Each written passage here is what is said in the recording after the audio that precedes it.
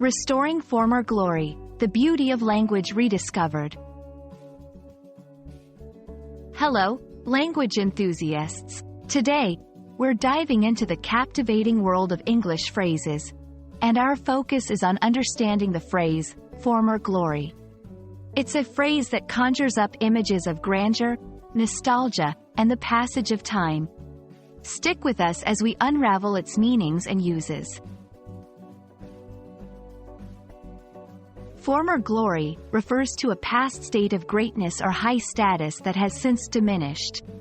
It implies a return to a previous condition that was notably better or more esteemed.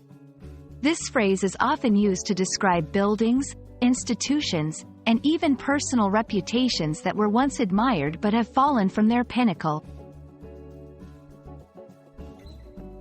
The origins of this phrase are steeped in history, often found in literature and historical texts. It's a poetic way to reference nostalgia for the past, a time that people remember as better or more glorious. Understanding where it comes from can help learners appreciate its emotional weight in conversation and writing.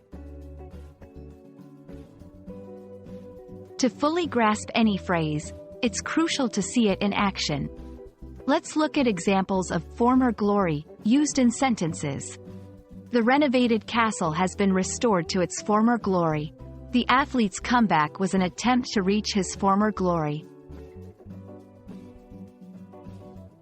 Former glory is often tinged with a sense of nostalgia and melancholy. It's not just about the past being great, but also about a desire to recapture that greatness in the present or future. This emotional layer is what gives the phrase its powerful impact. Thank you for joining us on this linguistic journey. Former glory is more than just a phrase. It's a window into history, emotion, and the human desire to reconnect with the best parts of our past. We hope this exploration has illuminated the phrase for you, and we look forward to uncovering more linguistic treasures together. Happy learning, and may your language skills reach new heights of glory.